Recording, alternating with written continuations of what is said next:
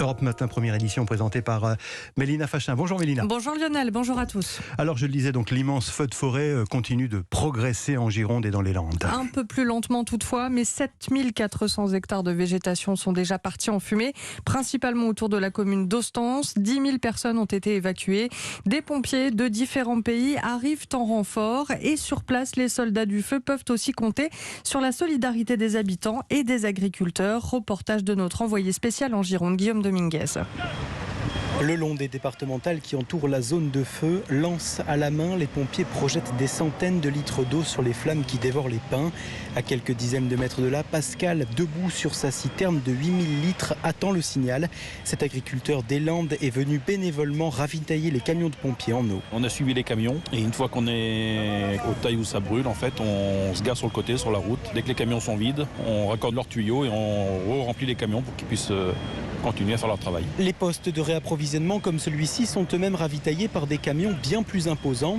Gérard, lui aussi bénévole, transporte 33 000 litres dans sa citerne.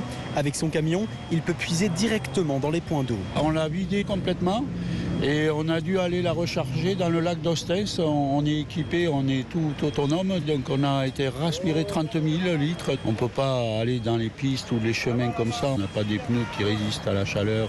On ne peut que juste aider à mettre 30 000 litres d'eau à dispo. Une chaîne de solidarité qui fait gagner un temps précieux aux pompiers sur le front. Rien que dans le secteur de la commune de Belin-Bélier, 60 agriculteurs et forestiers bénévoles se relaient pour assister les soldats du feu.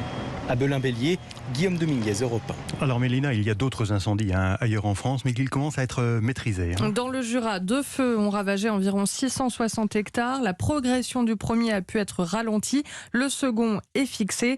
Dans l'Aveyron et la Lozère, l'incendie qui a détruit 750 hectares est également fixé. La plupart des personnes évacuées vont pouvoir aujourd'hui rentrer chez elles. En tout, ce sont environ 10 000 pompiers et personnels de la sécurité civile qui sont mobilisés en ce moment partout en France. Et pour s'assurer encore des renforts supplémentaires, Gérald Darmanin, le ministre de l'Intérieur, a appelé les collectivités et les entreprises à libérer de leurs fonctions leurs salariés qui sont aussi pompiers volontaires. La région PACA a immédiatement dit oui. Écoutez François de Conson, son vice-président. Écoutez, ils sont disponibles à partir de maintenant et jusqu'à la fin de l'été. Je crois que la solidarité nationale est indispensable dans cette guerre du feu et il est important que la région Sud-Provence-Alpes-Côte d'Azur montre l'exemple. Oui, on est véritablement dans une situation d'urgence, on le voit. Notre région, pour le moment, a été épargnée, mais on se doit d'être solidaire. En gros, on nous en fait le point sur la région, c'est une centaine de personnes qui spontanément peuvent être libérables et mises à disposition des casernes. Mais j'ai envie de dire, on pourrait encore aller plus loin. Je pense qu'on a des réservistes dans la gendarmerie. Pourquoi ne pas avoir des réservistes au niveau des services incendies, mais je crois qu'il faut aussi des moyens aériens très importants. Et là, je me permettrai de rappeler que la région Sud est prête à participer à l'achat d'un 3e Canadair dans le cadre de la commande européenne lancée par la France. François de Canson, vice-président de la région PACA, au micro européen de Stéphane Burgat. Alors Valérie Darmon nous le disait tout à l'heure, aujourd'hui ce sera la journée la plus chaude de la semaine avec 19 départements en vigilance orange canicule. Tous dans l'ouest du pays, du Finistère aux Hautes-Pyrénées en passant par la Haute-Vienne. Avec cette chaleur, il est forcément tentant de mettre la climatisation à fond. Mais attention, depuis le 25 juillet, les commerçants n'ont plus le droit de le faire tout en laissant leurs portes ouvertes, au risque d'écoper d'une amende pouvant aller jusqu'à 150 €. Et les premiers contrôles ont commencé. Reportage dans une boutique parisienne de Margot Faudéry. La porte grande ouverte, la clim à fond. Dans cette boutique de lingerie, le geste n'est pas encore un automatisme. Léna, une vendeuse, se justifie tant bien que mal. Là, quand je suis arrivée dans votre boutique, la porte était ouverte. Oui, mais c'est pour ça que j'ai eu peur en fait. Vraiment, on surveille tout le temps. C'est une cliente là qui l'a ouvert. Il y a quelques jours, la police est venue mettre en garde le magasin. Alors il faut appliquer la règle, même si sa collègue Lisa le reconnaît. Une porte fermée, ce n'est pas très vendeur. Ça arrive que certains clients, en rentrant en magasin, n'arrivent pas à pousser la porte. Soit c'est pas dans le bon sens, soit elle est un petit peu lourde pour eux et qui du coup abandonnent l'ouverture. Ils partent. Malgré tout, cette mesure lui paraît juste et nécessaire pour faire des économies, même si ce n'est pas le cas de toutes les clientes. J'ai déjà eu une cliente, elle m'a demandé de la laisser ouverte. Elle disait qu'il faisait trop chaud, mais je lui ai expliqué que justement c'était pour garder la fraîcheur à l'intérieur du magasin. Du coup, elle est partie du magasin énervée et elle a dit qu'elle allait ailleurs. Mais ces clientes sont rares, la plupart comme Camille valident. Je trouve ça tout à fait normal et justement je me fais la réflexion quand je passe devant un magasin et que je sens un courant d'air frais. Clairement, c'est de la clim qui marche pour rien. Si le magasin n'a pas payé d'amende cette fois-ci, la police municipale compte bien multiplier les contrôles d'ici à l'hiver.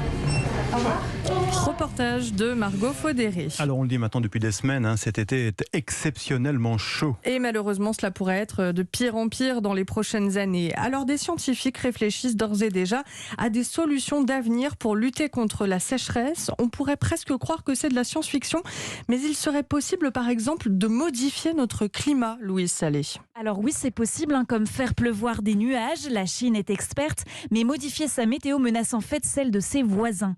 Pierre Gilbert est prospectiviste en risque climatique. La Chine nous dit que d'ici 3 ans, elle sera capable de faire pleuvoir, entre guillemets, sur commande, sur la moitié de son territoire. On a beaucoup de préoccupations parce que si la Chine fait éclater ses nuages, par exemple sur le plateau tibétain, et les empêche d'aller condenser naturellement dans l'Himalaya, donc d'approvisionner les glaciers, qui ensuite approvisionnent les grands fleuves comme le Mékong, comme le Brahmapoutre, etc., c'est toute la région qui est en péril. Modifier l'ensoleillement pose aussi question. On ne sait pas encore le faire. Des recherches sont en cours dans l'espoir de rafraîchir d'1 degré la planète. L'idée, c'est de larguer dans la très haute atmosphère des microparticules de calcite ou de dioxyde de soufre qui ont cette capacité de réfléchir une partie de l'énergie solaire. Si on arrête d'envoyer ces millions de tonnes dans l'atmosphère, par exemple, qu'on ne puisse plus faire voler ces avions, qu'il y ait un conflit géopolitique ou quoi, la température augmenterait d'un coup puisque le CO2 aurait continué à s'accumuler dans l'atmosphère entre-temps. Une récente idée relève en revanche de la science-fiction, un parasol de la taille du Brésil envoyé dans l'espace pour nous protéger du soleil.